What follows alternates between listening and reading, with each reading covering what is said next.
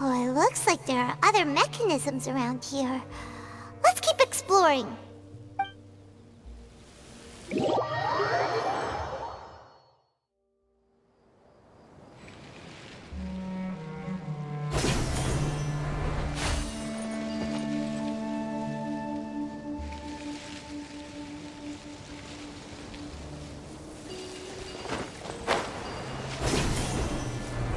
Like a lamb to the slaughter.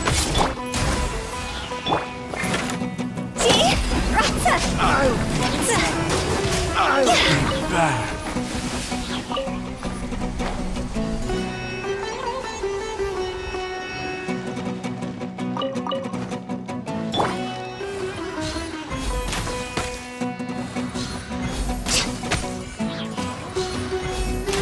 How heartless. Born of ice and frost.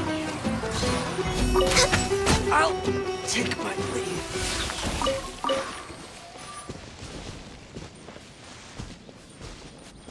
We're way behind schedule.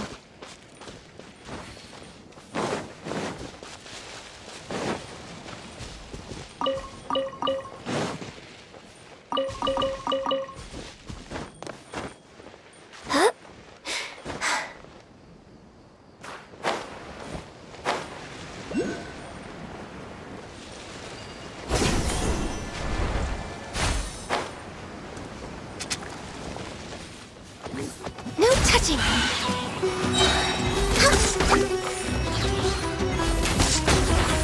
Blaze over. Time for a light show.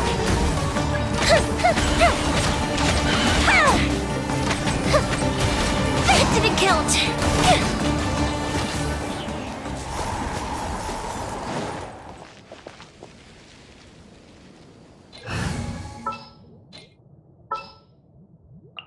Time to broaden the horizon.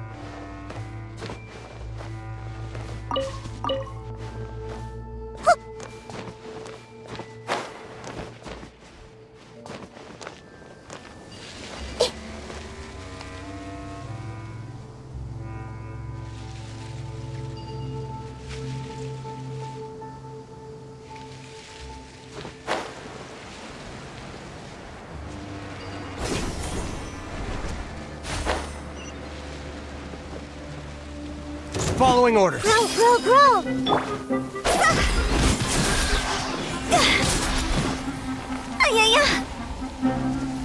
I'll take my leave.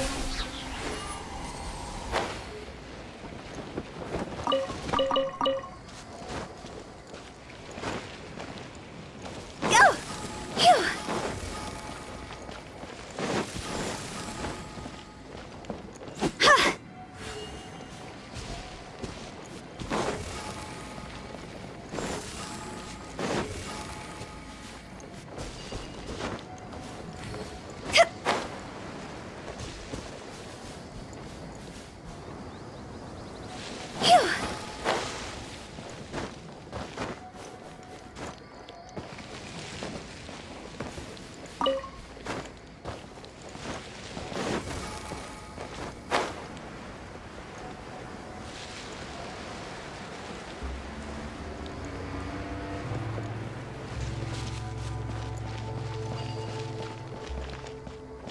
Phew!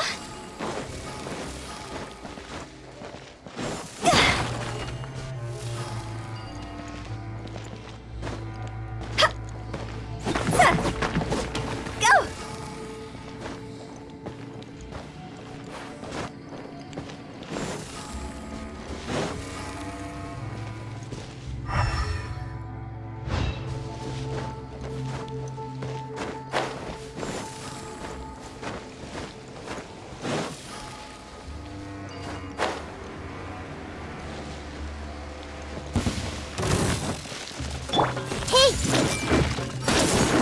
Temple of Wisdom! Let the show begin.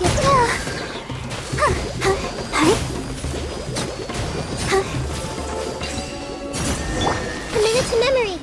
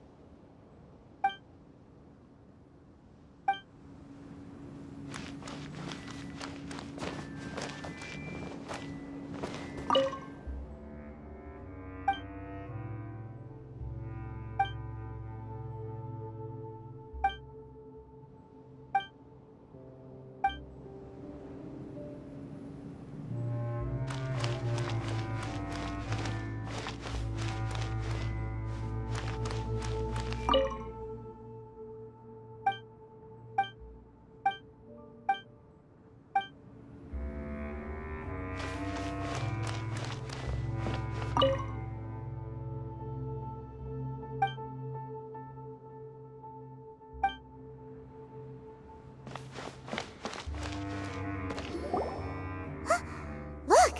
There's someone over there! Good idea. Let's approach him slowly without alarming him.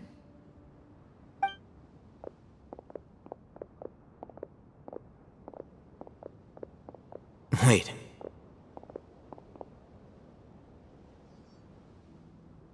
You're...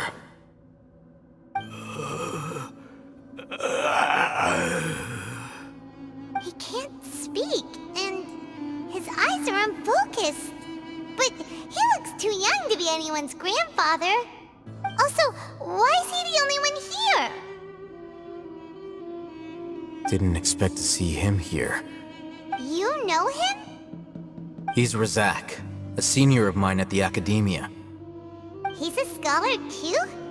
Is he the kind that holes up in a forest and mumbles stuff about training? No. And that's the problem. Razak was never involved in any of those things. He never trained in the forest, let alone reach Satyavada life. Leaving that question aside for the moment, him being here alone means that we might be too late. Looks like they've already taken everyone away. For whatever reason, they left Razak here. Perhaps they simply didn't have time to come back for him. There are drag marks on the ground. They're clearer by the doorway. Someone was forcefully drawing a cart that was loaded with something heavy. Loaded with people? That is one possibility. It looks like they were in a hurry, as if they were afraid of being caught. In their haste, they failed to notice Razak hiding in a corner. The symptoms are identical. Looks like we found living proof. Huh? Why do you say that? Allow me to jog your memory. Recall your time at Port Ormos. Don't you think his symptoms look familiar?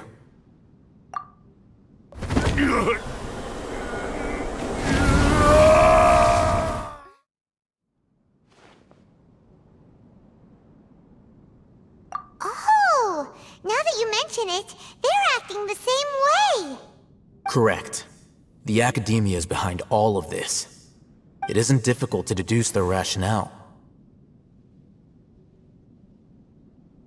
First, the Akademiya spread a false rumor of King Deshret's resurrection, emphasizing the role of the village keepers, the mad scholars who were exiled to Aru village. These rumors were all the persuasion that the radicals needed, and those based in Aru village leapt into action. Unbeknownst to them, of course, through rounding up the scholars, they were actually helping the Akademiya. As well as being able to exploit the radicals for their own ends, this scheme has one further advantage to the Akademiya. All the risks and responsibilities are offloaded onto King Deshret's followers. Life for the desert dwellers has been brutal ever since King Deshret's death all those years ago. Beneath the surface, feelings of desperation are widespread. Many would give everything they have for the prospect of something better. Anyone looking to exploit that for their own ends simply needs to make a few empty promises. Even if complications arise, people will see that those involved are all followers of King Deshret and look for no further explanation than differences of belief. A deep-seated mistrust of the desert and everyone in it by the rest of Sumeru will make sure of that. The notion of an Akademiya plot wouldn't even cross their minds. It may seem like a simple strategy, but it is able to work wonders under Sumeru's current circumstances. Oh, that makes a lot of sense. It's in line with the village chief's theory, too. But there's still one very important question. Wasn't it the Akademiya that brought the scholars to Aru village in the first place? Why does it want them back now? Throughout this process, one thing has changed: the scholars' identity. First, they were scholars. Then, they became lunatics. After that, they were exiles.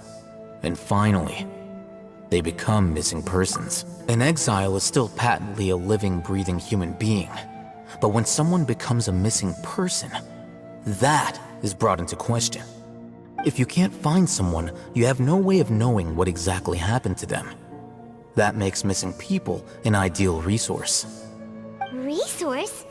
For what exactly? One possibility is that the information in their brains could be extracted into knowledge capsules. Extracted? You mean canned knowledge comes from people's brains? With the technology of the Sumeru Akademiya, it's entirely possible. Perhaps the process caused them great suffering, which is why they cry out in the dead of night when no one is watching them. So, the human brain... Nope, nah, Paimon doesn't want to think about this. I'm the Akademiya scribe, after all. I'm familiar with their projects. Anyway, judging by Razak's state, the contents of a divine knowledge capsule were extracted from his mind, but something went wrong in the process. Or perhaps his curiosity got the better of him, and he used such a capsule for himself. Paimon's a little confused. Can they just use anyone's brain?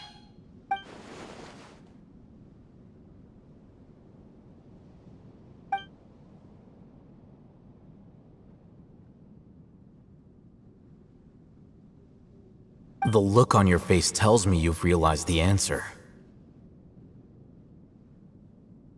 That's right. To some scholars, gaining knowledge about the gods is their entire life's pursuit. Extracting canned knowledge is just one of the extreme measures they turn to. However, I can't help but wonder, what do they seek to gain from divine knowledge?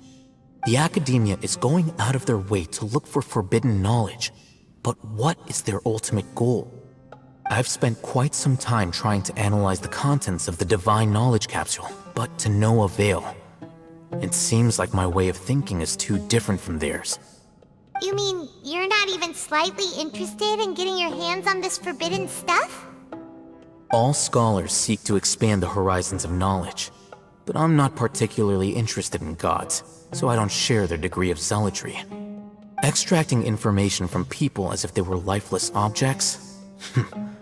If this is the direction of academic progress, then the Akademiya may as well shut its doors. Sounds like you're really against all this. Of course. The Akademiya's actions run contrary to their rules.